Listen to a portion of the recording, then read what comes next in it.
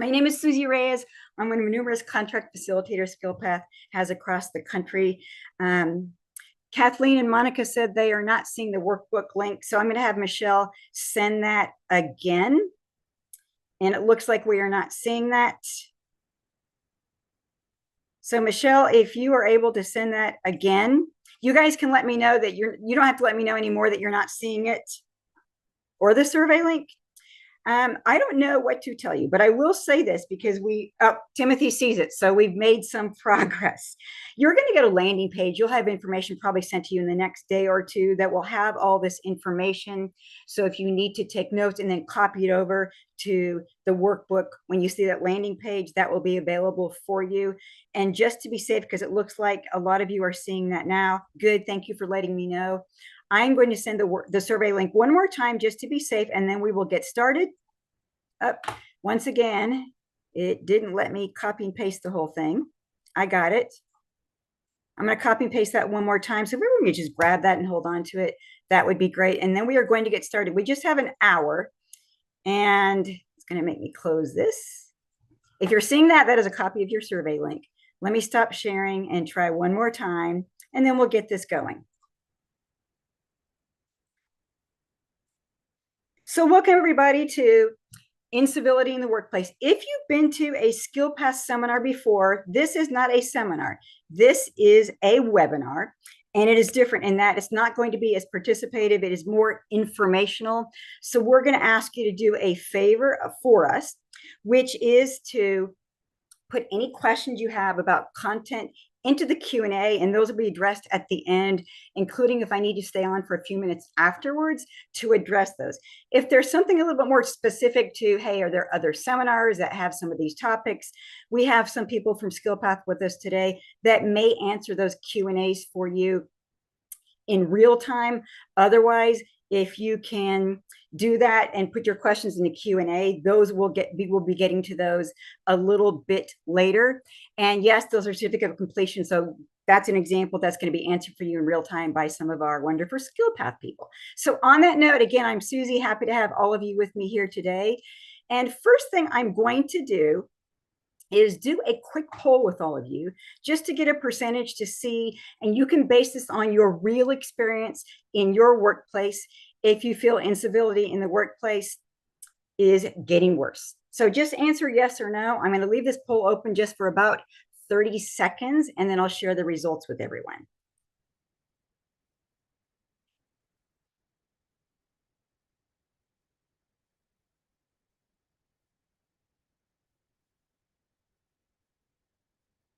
We're getting quite a few responses. And if you need the workbook again, it is in chat for you. And I'm getting close to closing the poll. So if anyone else wants to jump in there, please feel free to do so.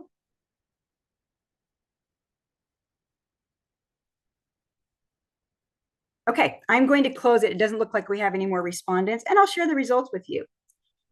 So we did have a slightly higher percentage of those of you said yes. Well, okay, it's a big percentage difference. 68% of you say yes, incivility in the workplace is getting worse.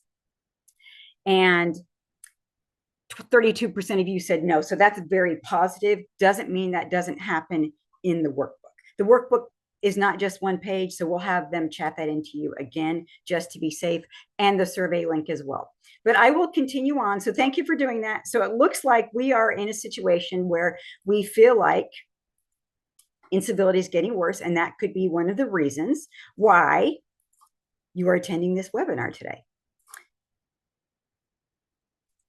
I'm going to give you some information that is really more from a statistical standpoint.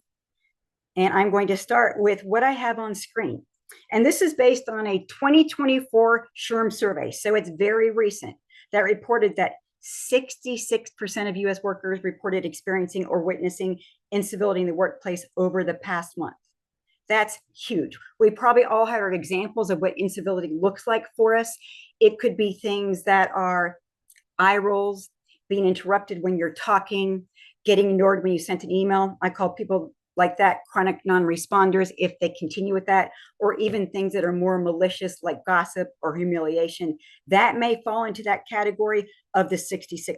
But this is alarming because that's a very high percentage. And then we have some more information. A Harvard Business Review poll from 2013 showed 98% of employees shared that they have experienced incivility in the workplace. 98%. So that's huge and not a number that is positive in the workplace at all. So we want to do our part to work on changing that. We're going to be talking about that. Some more statistics for you. And these are more of general statistics. They are not work related. So this is one stat. Violent road rage increased 135% between 2018 and 2022. That's just a 4-year range, and that's a huge percentage. I live in a city in the Nashville area that unfortunately ranks in the top 5 for road rage incidents. That is not a positive statistic to have for a city. And additionally, 76% of frontline workers across 25 industries experienced customer rudeness at least once a month. Some of you may have jobs where that is par for the course. That doesn't mean that we want to allow for incivility to continue or show uncivil behavior back. Now, please note before I show this slide to you, we are not talking about politics. This is simply to let you know some statistics as it relates to where we used to be with division, with support from Democratic to Republicans in the past compared to where it is today. For example, in 1978, so yes, that was a while ago, the average gap of negative sentiment between Democrats and Republicans was just 27 points. Most people felt relatively neutral about the opposing party. However, by 2016, that difference grew to 46 points. I can't tell you the exact statistic today, but the likelihood is at least that, if not higher. So these things can go on in our work lives as well. So we're going to talk about what incivility is in the workplace. This has been studied for many years, but it can also be a huge cause of stress. It can make us feel insecure in our jobs. It can make us angry. And then we also have in today's world, social media. And that can lead to incivility in the workplace as well. So that's the first part of our agenda we're going to be discussing today. We'll also be discussing what can we do about that. And to me, this is regardless of title and your role in the organization, it can be up to all of us to do our part to address incivility. So we are going to talk about assertive approaches to address uncivil behavior at work. Then we'll also talk about, well, what if I'm not experiencing uncivil behavior, but I might witness incivility directed at someone else? Do I do something? What can I do with that? And then we'll get into 8 mistakes people make when dealing with incivility. And then we'll also talk about how do I make sure that I model civil behavior and do my part to create a respectful and kind workplace. So Stacy said Elon Musk has a plan to reduce road rage with self-driving cars. I don't know. I'd probably personally be afraid of a self-driving car, so I won't get into that, but at least it's a positive thought. Will it help? I don't know. So we're going to move forward. Again, if you need the workbook, if you could go back up in your chat, or I can have Michelle or someone else from SkillPath go ahead and send that one more time in chat. You should be able to simply click on that and then download it from your computer from there. And again, you'll get it on the landing page after the seminar within a couple of days. We're going to then get into incivility. What is it? I have a definition for you right here on screen. That it's not the same as outright hostile, aggressive, or threatening behavior. We are not covering those topics today or the related legal concerns in this webinar. We are going to talk about what I just showed you on the agenda. However, we're going to break it down a little bit further and into different ways we can look at incivility. There's the interpersonal part of it. This is the first kind of incivility. This is where one person is incivil to another person. We probably all experienced that, or we witnessed it. In today's world, unfortunately, we also have digital incivility. Those could be things like emails, texts, and social media. So in today's world, that can be commonplace and a way for people to also show uncivil behavior. And then the third one is what we call victimless incivility. It doesn't necessarily target another person. However, it's a rude behavior that doesn't immediately impact another person, but does violate norms for courtesy. So those are three things we're going to dive into in a little bit more detail. However, I first want to show you, now that we have the description of incivility and the different types, some examples. And I've got quite a few for you. Could be someone makes a negative face in response to what someone says, whether you're that person or someone else. Someone who just flat out ignores the presence or idea of others. I've experienced that, and I think it's pretty uncivil. Taking credit for another's ideas. I'm going to have you just do a quick show of hands or a yes or no in chat if you've actually had someone out loud take credit for your ideas in the workplace. Got a yes immediately from Jessica. Lots of people raising your hands as well. Lots of yeses as well. Some all caps yeses as well. Yep. So it's really unfortunate when that happens. And I've never had a participant ever tell me that they felt good about that. I've always had examples of what I call the unhappy emotions in the workplace that happen as a result of someone who literally takes credit for your work. That's very uncivil. We want to make sure we don't do that. Anyone looking for that workbook, it's been posted in chat again. Not responding to texts or emails. That was honestly my biggest pet peeve in the corporate world, especially when I needed a response or was told I would get them, and I simply didn't. I didn't feel that I wanted to chase people for responses, but oftentimes I had to. So that's an example of uncivil behavior. We have control of that by simply making sure we respond when we should. Deliberately excluding an individual or isolating them. Maybe we answer a question and it's correct information, but it's done in a curt manner. That can be perceived as uncivil as well. This is one of the ones that is a little bit more egregious, if you will. Humiliating a person through criticism, sarcasm, or insult, especially in front of others. That's really horrible if that happens in person, but that can also happen through digital means as well. And deliberately withholding information necessary for a person to do their job. I call that information hoarding, and that does not help anyone. I don't necessarily know why people do that sometimes. Sometimes I think they're threatened. Well, if I give them information, it'll be gunning for my job. And that's a whole different ballgame. Or they simply don't want to share, and that doesn't help anyone. And we have more.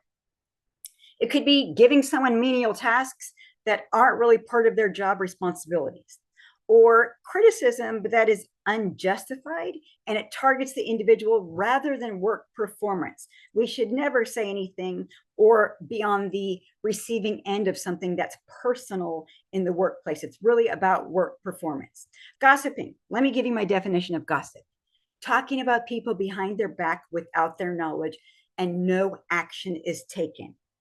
I don't think any of us want people to talk about us behind their backs, especially if they're not doing anything to affect change.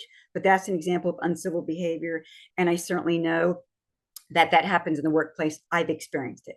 I will say this: if people try to engage you in gossiping, the less you engage, the less people will try to engage you. So we can do our part to not be part of that gossiping.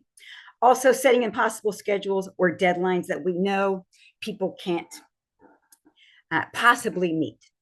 Teasing people in ways that sting. We need to be very careful with that, because you never know what you thought was something that was meaningless that really is meaningful to someone, but not in a positive way. Also considered immature. For anyone asking about the workbook from an email standpoint, you'll get a landing page and email that will give you that information. I know this one may seem menial, but I've also had this happen. You have a shared printer and you use the last piece of paper and you don't take a moment to fill it back up. That can be considered uncivil when it's not that big of a deal to fill up the printer. We probably all experienced that. Or not paying attention when someone is talking to you. You may be looking away, not showing eye contact. That's going to make people feel badly and considered uncivil. And even gaslighting. That is where, for example, are you sure you're not imagining things? So we want to be careful with that. I noticed that someone had brought up something in chat about bullying. We're going to actually talk about that in a moment. But gaslighting is where someone is manipulated into questioning their own perception of reality. And that can definitely be an uncivil behavior. Incivility, however, is in the eyes of the beholder. So a lot of you have said that you experience incivil behavior. It's how we interpret actions, how those actions make us feel.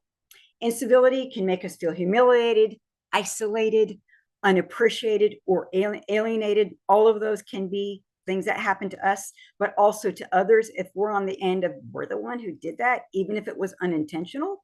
And that's what I'm going to talk about right now. Sometimes incivility was unintentional, and someone just needs to learn to be more mindful about what they've done and their actions. But sometimes incivility is actually intentional. And when it's intentional, that's when it can cross the line and get into being a form of bullying, which was acknowledged in chat. So we may view it that way, others may not. But if we know it's intentional, that might be our viewpoint, and that makes it something that's got to be addressed. Let's take it a little bit further. There's something called the fundamental attribution error and self-serving bias. What is that? We're more likely to give ourselves the benefit of the doubt when we're rationalizing our own behavior or our performance, but we don't necessarily extend that same principle to others. So let me give you an example. Let's just suppose you missed a deadline. Well, we attribute that to something outside of our control, such as, well, I had an unexpected technical problem, and so therefore it's not my own doing. However, when someone else misses a deadline, we attribute it to their character or a work flaw. And in the case of incivility, that same thing applies. What we said in that case could have been very unintentional, if you will, but we're not giving the person the same understanding we gave ourselves. Something we need to think about is, are we assuming automatic bad intent? Remember, incivility is in the eye of the beholder. However, you're the person experiencing that incivility based on that fundamental attribution error. Consider whether you're making an assumption about intent. However, conversely, if you're the person that is accused, if you will, of incivility, remember that it's not what you think, it's how the other person views your behavior. And that's not to say that incivility doesn't happen. It's just we need to be cautious about how we interpret it and how others may interpret that.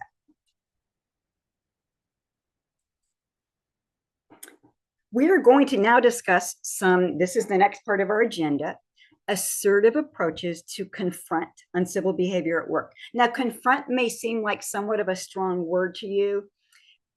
You can call it addressing or discussing. Either way, taking some action to make someone know the behavior is not going to be acceptable, whether it was unintentional or intentional. Now, there's avoidance. We could just avoid the individual or the situation. That might work for us very short term, but it's not by any means going to be a long-term fix. Sometimes you have no choice but to collaborate with the person who's being uncivil and being discourteous. And we have to make the choice then to address the situation, because avoidance is not going to work with us. So Stacy said, this can be subjective depending on the individual, 100%. I might not perceive the intent as negative, but a colleague might feel differently. We all have different relationships with coworkers, and what I'm comfortable with could make someone else uncomfortable. Any thoughts? Well, technically, we're going to talk about that, because that really gets into the topic of what if I didn't interpret it that way, but someone else did. So do I do something and speak up to the person that was the offender, if you will, for lack of a better term? And I think, Stacy, that's where that will come into play. Because sometimes people may not look at it that way, and our relationship, we know that person, we didn't look at it that way, but someone else may have a different interpretation. So that's where, when we get into that topic, you might get some ideas about what do I do in that case, because I witnessed that and I believe the other person has a completely different feeling. So avoidance is one I would say I wouldn't recommend that. Again, it may work in the short term, but in the long term, highly unlikely. Some important let me just back up and say, when you experience incivility, there's some important questions to consider before doing anything. So the first one, do I feel safe talking to this person? Safety could literally be physical safety. And if you're in a situation like that, that's a whole different ball game. We have to probably involve other departments like HR. But I want to bring that into play. And do I also feel safe psychologically or emotionally talking to this person. We need to take that into account. Our second question, is the behavior intentional? For example, is this an example of bad manners or inexperience or deliberate behavior to humiliate or embarrass me? Believe it or not, some people have never been taught manners or civil behavior. Maybe we can role model what it looks like that for other people and it can rub off on them. But we've all probably had examples like that. For example, it's certainly bad form to yell in the workplace or not saying thank you. I've certainly experienced both of those fairly often in the workplace. Does that mean someone didn't have manners? I don't necessarily know. It could be, or it could be they're not making that effort. But we do want to know, is it intentional or not? And then our third question, is it a pattern? Someone might lose their cool at a point in time based on a situation that may be a tough situation. They might say a few things they shouldn't say and they regret it. And ideally, they apologize. We may be the person that's done that at some point in time in our life. However, what we want to think about with the three questions I have up on screen is, do I feel safe? If the answer is yes, okay, proceed. No, I don't think it was intentional. And no, this was an isolated incident. This is not something that I consider a pattern. Then the recommendation is you go talk to that person about how you feel. Research shows that people's resilience to threat and humiliation, loss and defeat can be influenced by their genetic makeup. So sometimes certain things that have made us into who we are throughout our lifetimes, we bring into the workplace. That also means some people are more sensitive than others, and that's just simply their nature. We can't necessarily change that. So kind of go back to Stacy's example, someone may interpret something differently and they look at it as uncivil because they're just more sensitive in nature, but it doesn't mean that we don't need to address that and do our part to assist, whereas we may not be as sensitive, but that's something to keep in mind. If we fall into that sensitive category or others do, we want to get into the habit of asking those three questions. Do I feel safe talking to this person? Remember, physically, psychologically, and emotionally. Is it intentional? And is it happening regularly? Or no, it's not a pattern. So Amanda said, I usually try to be non-reactive when people are uncivil, but I can see how being non-reactive can cross the line into avoidance. That's a very good point, and I do agree with you there. And it's something that's really good food for thought for going forward in these situations. Kaderi, if you could do me a favor and put that into the Q&A, just copy and paste that into Q&A. We can address that question later. So thank you for that. Let's talk about something else on our agenda, which gets into, well, what am I going to do about that?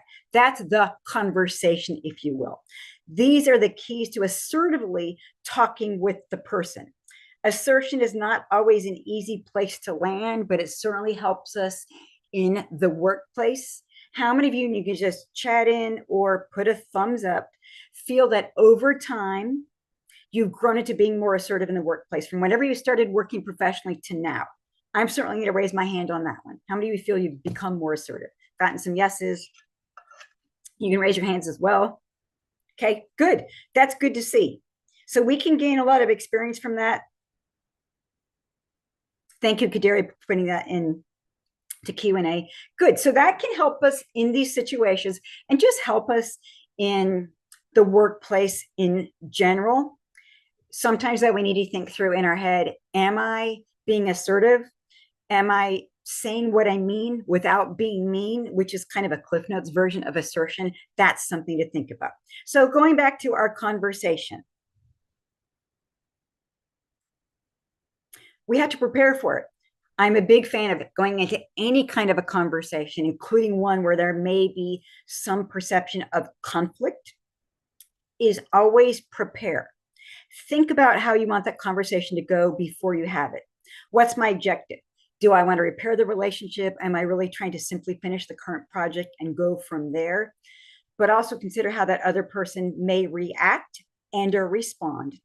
And we want to also be careful. We don't put ourselves in the trap of I'm the good guy and they're the bad guy. Instead, try to be empathetic and put yourself in their shoes.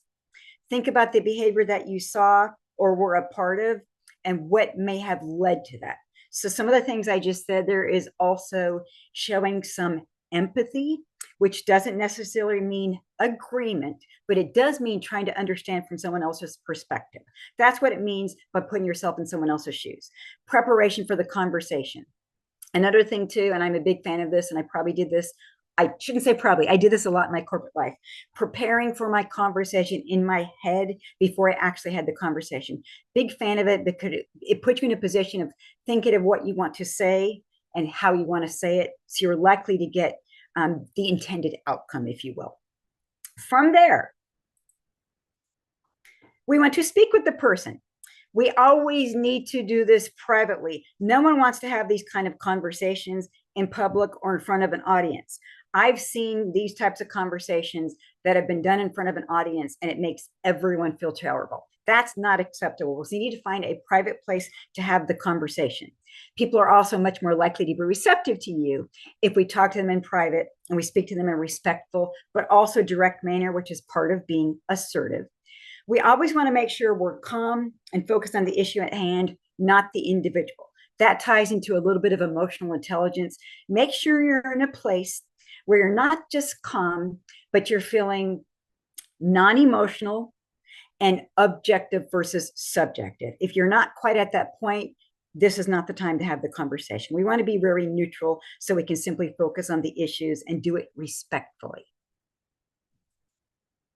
And this is going to go a little bit further. When we speak to that person in private, we want to describe the behavior using facts, not conjecture, not opinion, not something we don't like about them personally, but facts and appropriate language. What do we mean by that? Words that are a positive word choice, but also still direct. So for example, let the person know what they did. Was it the tone of voice or the eye roll or the particular words that they used? So for example, in the staff meeting today, when you said Pat was uninformed and I'm Pat, I felt insulted and embarrassed. Now notice I use what's called an I statement. I statements are where we own our own sentiment. So instead of saying, you embarrassed me today in the meeting, or I was embarrassed because of what that comes across as accusatory and hostile. And quite frankly, it is my sentiment. So again, when you're neutral and objective versus subject, you can say, I felt embarrassed when, or embarrassed me when. It's our sentiment, so we might as well own it. And then point out how their behavior affects your work and potentially others, if applicable. Now, we want to be careful with that because we don't want the person to think that we've been talking about them behind their back, but it's affecting others. And we know that we can let them know, but it starts with us. So think about what the behavior does to your ability to perform work and let them know. Their behavior may make you feel an unhappy emotion of anger or inferior. But what really gets traction is when you explain how their behavior negatively impacts what you are trying to do for or with them. So what we want to do is try to tie the behavior into the result you're trying to produce, because that could be then a roadblock they're putting in front of you. And we want to potentially motivate a change in their behavior.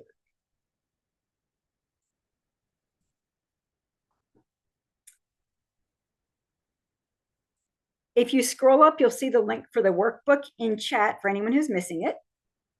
Now, we've been talking about what we're doing. What we also need to do is prepare for a possible emotional response.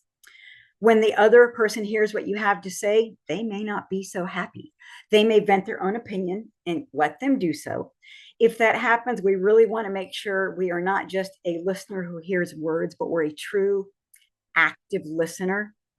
And we have to do this without interrupting. In my regular seminars, I like to say just how we all know how to use mute on Zoom. Learn to put yourself on mental mute while they're talking. If you are the active listener, you will allow yourself to gain a better understanding of the situation and maybe possibly even the part you've played in it. You could say things like understand, as long as that's a true statement, or you're right, you know what, thanks for sharing that with me. I could have done that differently or better. I always recommend assuming positive intent, such as, I feel like you are trying to improve the situation just like I am. I'd like to share this information with you. Positive intent, I think, will likely get you more receptivity. That doesn't mean you're not going to get an emotional response, but that's certainly possible. And then, of course, we need to make sure that we specify the behavior we're looking for in the future. So we want them to make sure this is what happened. This is what I don't want to see happen going forward. We need to be very specific about that, and know that you may get another response from that as well. But it's not vague that way. If I just told someone, you need to stop doing that, or you need to do that differently, or stop behaving that way, or stop treating me that way, that doesn't mean anything. You have to have specificity so people know what they need to change. One thing also to point out here, though, what if you were in a situation where it's the person that you report to and you were not avoiding criticism or feedback, but rather simply saying that the way it was delivered made you feel that it's coming from a place of anger or frustration. So we're all going to have feedback from our leaders. That doesn't mean they necessarily give it to us in a way that delivery is what you consider acceptable. I know it's not always easy to have those conversations, but we owe it to ourselves and to them to learn from that. And no one, regardless of title, is above learning. So that was all, by the way, the part of speaking with the person in private. And then what we want to do is be on the lookout for what we're going to call good, if you will, or bad behavior. If you see behavior you don't want, then you'll have to engage them again. So sometimes just because there was an agreement to make a change doesn't mean that the change is going to occur or that it's going to be done with permanency or consistency. So we may have to engage them again. But the emphasis here is that when you notice that behavior you want to see, let them know. We want to positively reinforce the behavior you expected, the quote, good behavior. A quick text or email, or even some type of verbal affirmation. Thank you so much for making that change by behaving in this way accordingly. You'd have to be specific. Praise carries a lot of weight, but costs nothing. And we praise specifically, which is what we want to do. You're more likely to have that person repeat what they're doing, which is exactly what you want. We also want to make sure we document. You always want to prevent he said, she said, and quite frankly, when we don't, it's pretty easy to forget what's happened when time goes on. So it's in our favor, regardless of role, to get in the habit of documenting. And as needed, ask for support up the ladder. So the question is, if I'm going to ask, should we always document these conversations? I'm just going to tell you right now, the answer is yes. Now, when you're dealing with higher ups, for example, if we complain, if you will, to a higher up about the situation, assume they're simply going to fix an incivility problem for you, may not be what you're expecting. Leaders may be reluctant to intervene because they assume it may be a personality conflict between individuals. Or a good leader may really want you to learn to work through those situations and become your own problem solver. The more leaders can help their team members become their own problem solvers, including in situations like this, the more independent their team members become and the less dependent on their leader. So that means we need to take the first step. Sometimes that does require some courage, if you will, on our part, and assertion. And again, one of the things I said that I found to be very helpful for me, which is rehearsing. Now, when you aren't getting any type of behavioral change, or someone refuses to have a conversation with you, there are going to be times we need to move things up the ladder because you might need assistance. But we always want to be the ones that start that conversation. So what do we do? And this is the next part of the agenda. If we're not on the receiving end of that uncivil behavior, but we've witnessed directly pointed at someone else.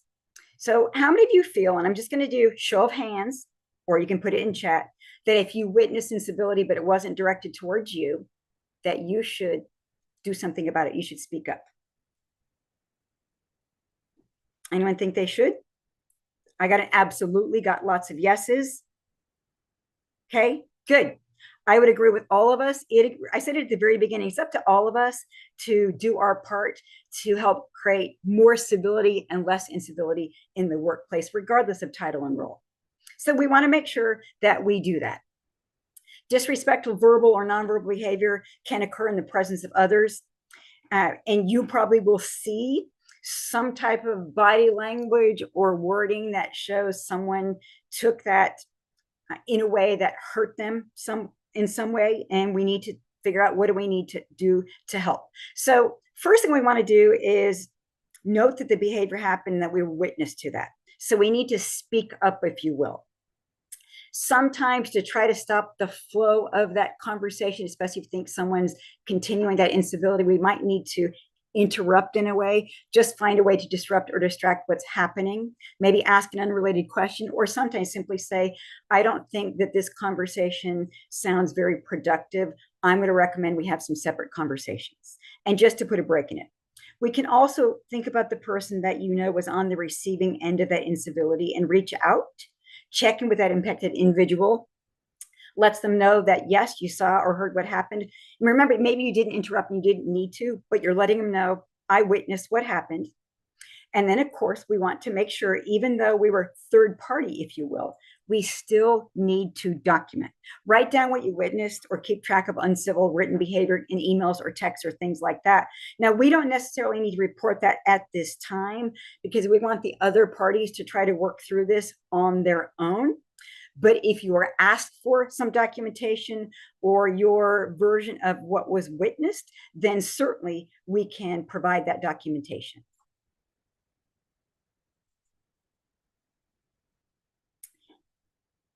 I'm going to quickly look at this. Okay, so Skylar, I'm going to ask if you could do me a favor and put that question at the Q&A, because I think that would require a little bit more of a longer discussion. So if you could put that into Q&A, I would appreciate that, and we can address that a little bit later.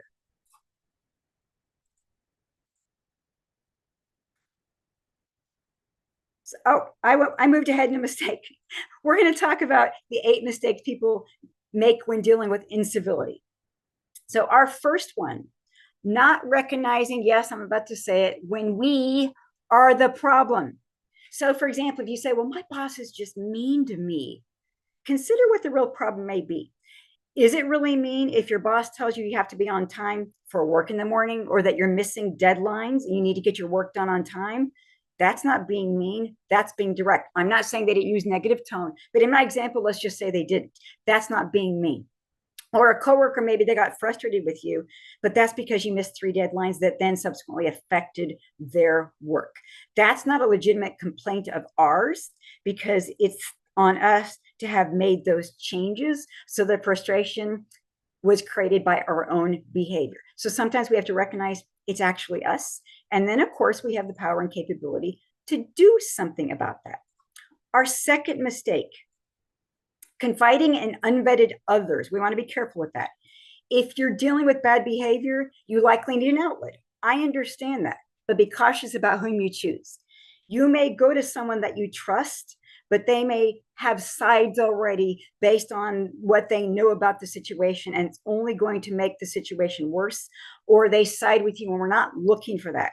You might just need to make sure that you get this off your chest with someone you know you can safely do this with, that is vetted, and you just need to move on from there. As far as the vetting, the venting part of it,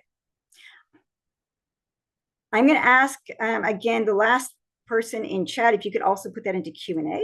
I would greatly appreciate that. Now, our third mistake, fighting fire with fire. So for example, especially if you're customer based, well, they yelled at me, so I yelled back. That's how we lose customers. Most people, when they call into a place of business, if they're upset or they walk in, they're not upset with the person who's working with them. They're upset about a situation. The same thing can happen with all of us. Someone may be behaving toward us in a way that we consider completely uncivil, and our temptation is to literally tango. Take 2 to tango. This is not the time to tango. Do not fire with fire. It may be tempting to say, well, they're showing rude behavior, so I'm simply going to show rude behavior back. That can easily become a no-win situation, and it just spins around and you're in a worse place. We always need to be the bigger person that sometimes literally uses a neutral, calm voice, and literally sometimes doing something like that will help the person realize that, well, why am I yelling? They're not yelling back, so I'm not going to go that route. Something to think about with this as well is if we behave in a way because they're behaving in a way we don't like, and we do the same thing in turn, we're going to compromise what's important to us, our reputation, our integrity, our tenure, all those types of things over someone else's uncivil behavior. We don't want to allow ourselves to get to that point.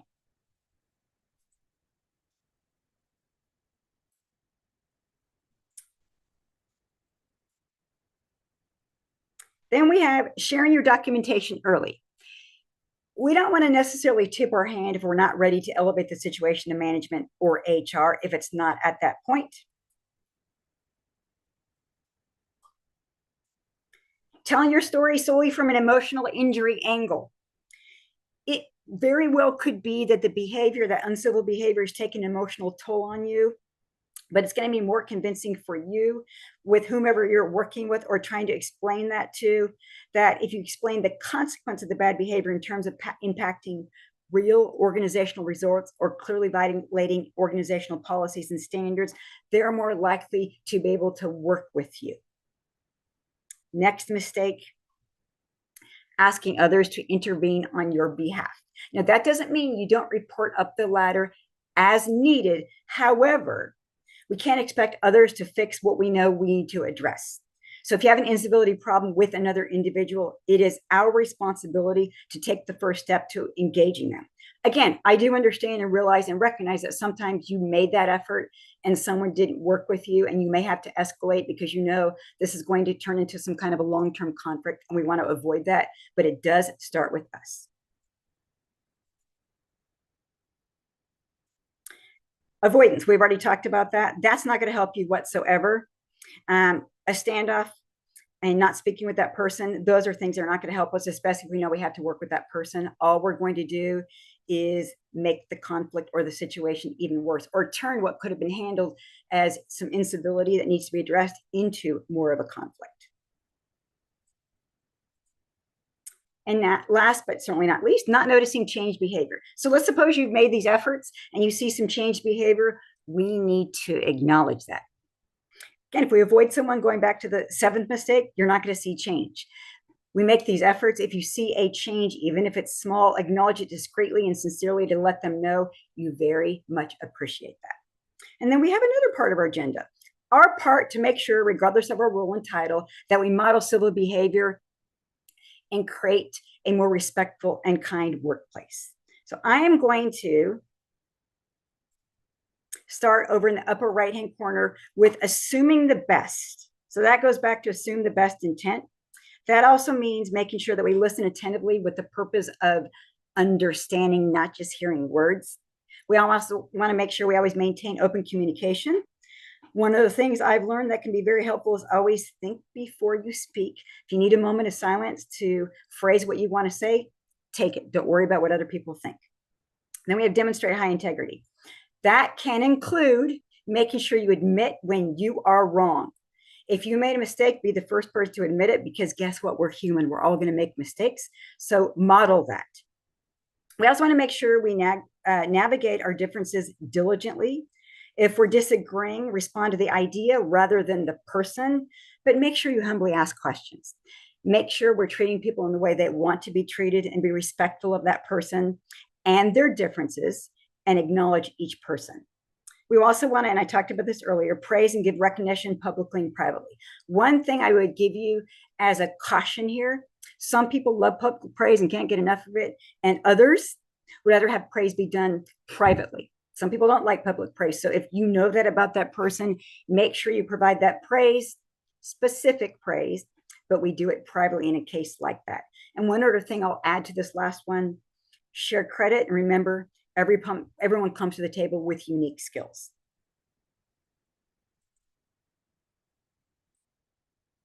Show of hands, how many of you manage people? Regardless of your title, you are a people manager. Show of hands if that is applicable. Okay, I'm getting some yeses in chat. Okay, got it. Okay, a lot of you. Now, even if you are not a people manager, this doesn't mean this isn't good information for you. It's also what you can expect of your leaders if you're in an individual contributor role. As leaders, we are responsible for creating and maintaining a positive and productive workforce. That doesn't mean the rest of us are off the hook. As I said earlier, it's up to all of us. But as managers, you really have to set the stage for what that looks like to foster civility as a leader or a manager. Oh, thank you for that, Autumn. Appreciate that. So give employees the skills they need to address incivility without your intervention. If people don't know how to do so, they can learn from your role modeling, but that doesn't mean it's going to be everything they need. You could provide them trainings in all kinds of different ways on conflict management, emotional intelligence, assertiveness, stress management. Those are a lot of topics that SkillPath offers in seminar form as well. If you provide those skills, that will help prevent things from escalating and help people become their own problem solvers, which I said earlier all leaders should do. If you manage people, you should help them become their own problem solvers. And I will tell you why. If you always solve everyone's problems, you will always solve everyone's problems, and they'll never learn to become their own problem solvers. So we want to make sure we provide the skills that we're already role modeling to our team members, and that includes some training. Make that training happen. Make it okay for staff to come to you about concerns. I'm going to make an assumption that most of you have an open door policy, and this would tie into that. So a lot of people will not act up, for lack of a better term, or be rude in front of their leaders. Sometimes we're relying on reports from other employees. And just think about, how would I handle this information, plan for it in advance of an incident? Really what this means also is just making sure we have our finger on the pulse by knowing what's going on. So getting out there and talking to people, or if you're fully remote, reaching out to them to find out what's going on. We always want to make sure that we respond in ways that models good conflict management for our team members, so they know what's expected of them. But we should really have it where people feel comfortable. They can come to us and say, I have this concern. This is what I've tried. Can you assist? Or I have this concern. What would you recommend? And of course, we're going to recommend they go to the source. And have a good policy and review it regularly. Now, you may have different names for this. How many of you have open door policy where we are available and approachable to our team members so they can come to us and talk to us in circumstances in which they may need to? This doesn't mean they fling that office door open when you have a closed door because you're in a meeting, but you're available when you can be. That's what open door policy means. Companies may have actual definitions for it, so you want to become familiar with that. So I noticed core values that was just chatted in, whether it's called core values or code of conduct or your company handbook. How many of you have some version of a policy that indicates what's expected behavior in the workplace? You can chat in what that's called, or put a yes or a show of hands.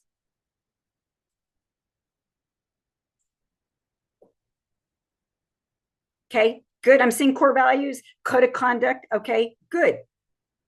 Quite frankly, all companies should have some version of a code of conduct, or whatever they may call it. My follow-up question to you then is standards of professionalism. I love that. How many of you, whether you're in a position of leadership or not, by the way, are familiar with that document? You know what it says, and how people are expected to behave, and what you can expect of others and yourself. I'm getting some yeses, getting an absolutely good.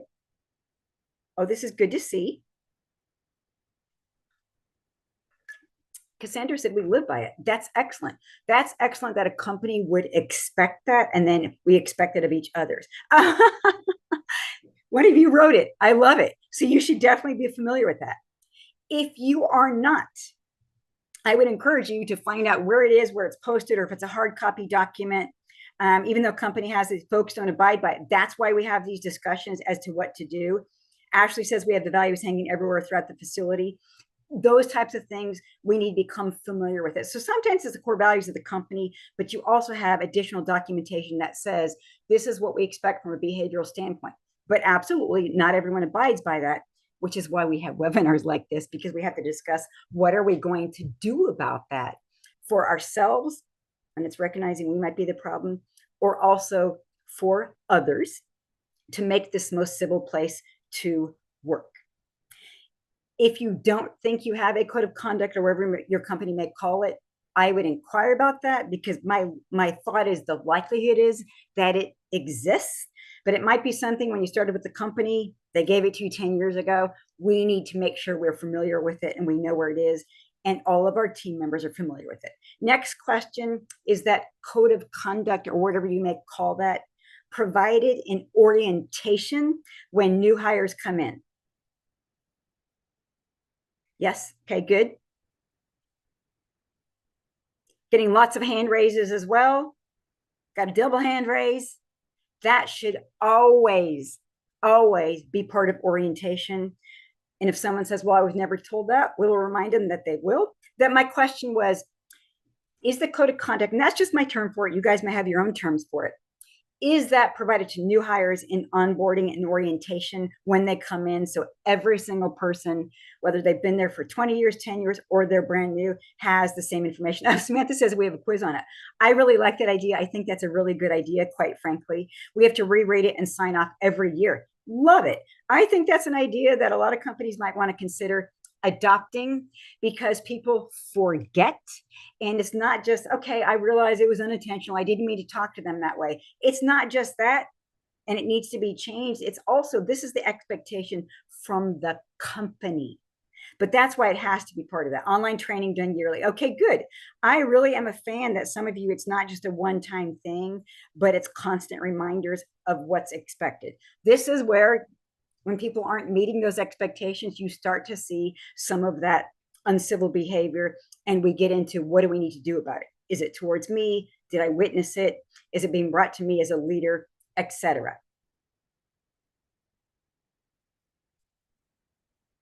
Comes back to policy. Absolutely. Same thing with the handbook. Yeah, all of that applies. Again, if any of you aren't familiar, make sure you become familiar with that. I want to say a little bit more and then see what questions we might be able to get through for some of you. I can't guarantee I can answer all of the questions, but I will certainly do my best and try. But I do want to say this in ending this part of it. When we have civility in the workplace, and civility is ongoing, if you will, that contributes to things like positive relationships and increased job satisfaction and improved organizational outcomes. It becomes what I call a win-win across the board. Most people don't want to walk through the doors or log on when there is ongoing uncivil behavior that's been allowed to be ongoing, or it goes unaddressed and it's led to the conflict point. That leads us to not want to be there, or we're not happy. No one wants to be in a situation like that. That's why it's important for all of us to do our part to address it. And that, again, is regardless of title. You don't have to be in a manager role to say, I have to get involved with this. You could be an individual contributor and someone's incivil to you, and you need to address it. And I'll also say this, regardless of our titles, we are all leaders in our own right if we choose to be. So it's up for us, all of us, to role model appropriate behavior, have conversations with those who are behaving in an uncivil manner, and address their uncivil behavior. And if we're a witness to it, taking the steps that we talked about there. Sorry, I'm just reading some of the chat. Someone said amen, said thank you for that. So that we can make sure that even if we weren't first person party to it, we still do our part as leaders in our right to make it a better workplace. I think everyone wants that.